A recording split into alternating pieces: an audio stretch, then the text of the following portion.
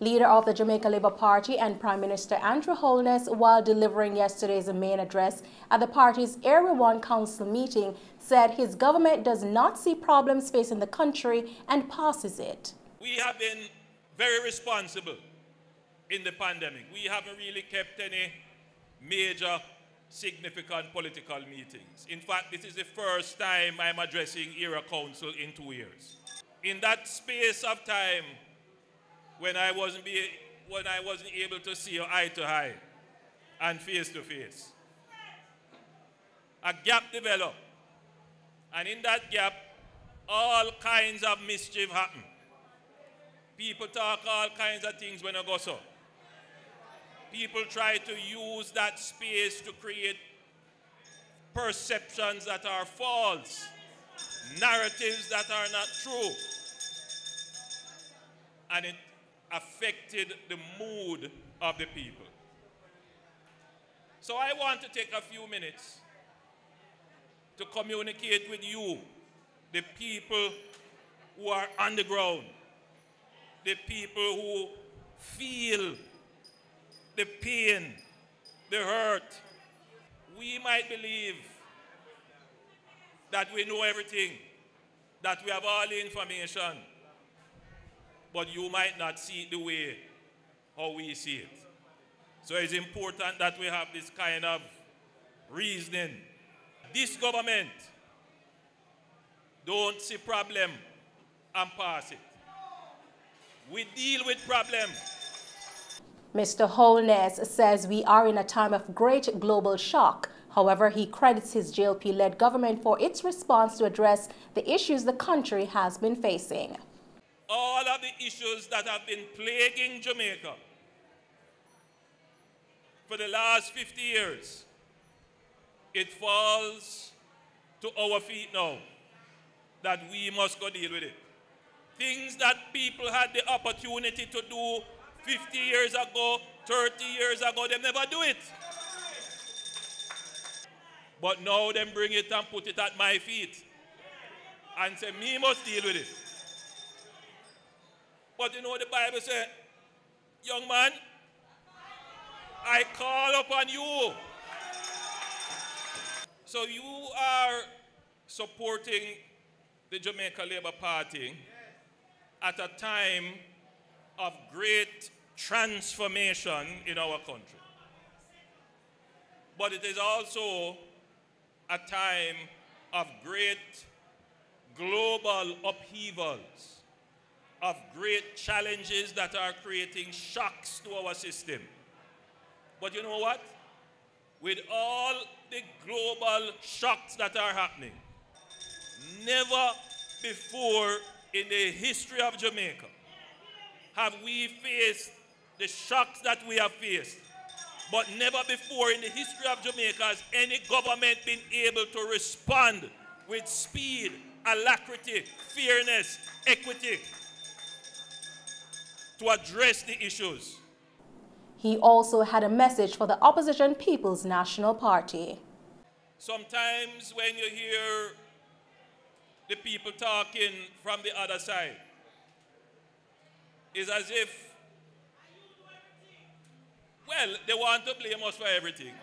But that's fine, that's fine. But when was it ever the case that there was a global fallout and the government could take up resources out of its budget without borrowing and put in place a care program that every Jamaican who qualified could get something in them hand? And you know what the best thing is? You never hear nothing about no money thief or no money diverted. Not like that. Not like that. You hear problems now about food prices and energy prices.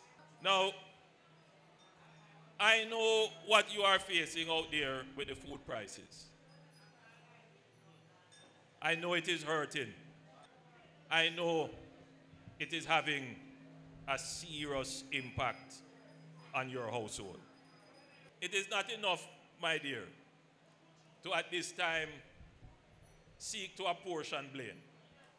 Other people can point finger and try to gain political points of the suffering of the people. But that is not my job to do that, and it is not my style to do that. We are a government that takes responsibility. Mr. Holness also addressed the issue of food shortage and the increase in the cost of living.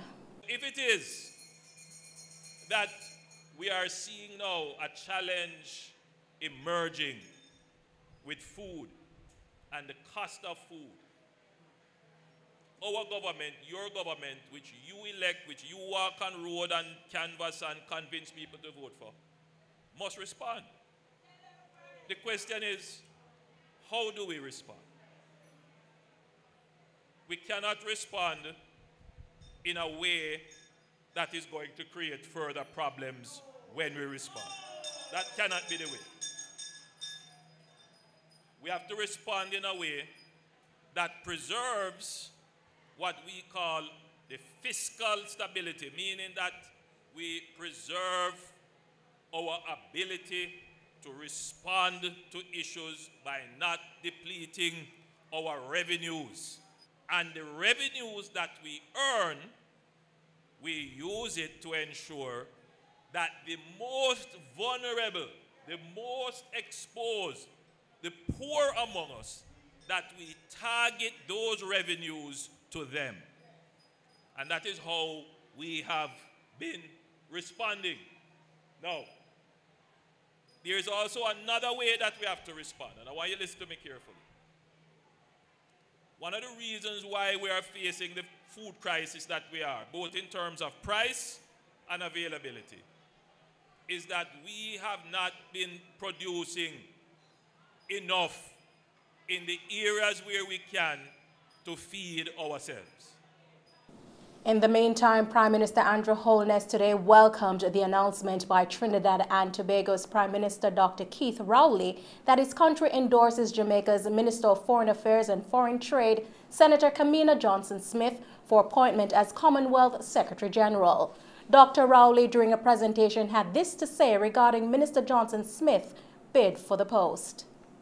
It was always the position of Trinidad and Tobago that such a person was not really a representative of CARICOM to represent us when it was our turn to lead. That position was not shared by our other colleagues. However, the appointment, the election did have CARICOM support, and that election went in the favor of the incumbent. Now that the election is due again, all I can say is that Trinidad and Tobago's position remain consistently the same. However, in the wider CARICOM, the situation arrived at is one where there are now two CARICOM candidates. And unfortunately, Trinidad and Tobago only has one vote. So we are required now to support either or of these two candidates.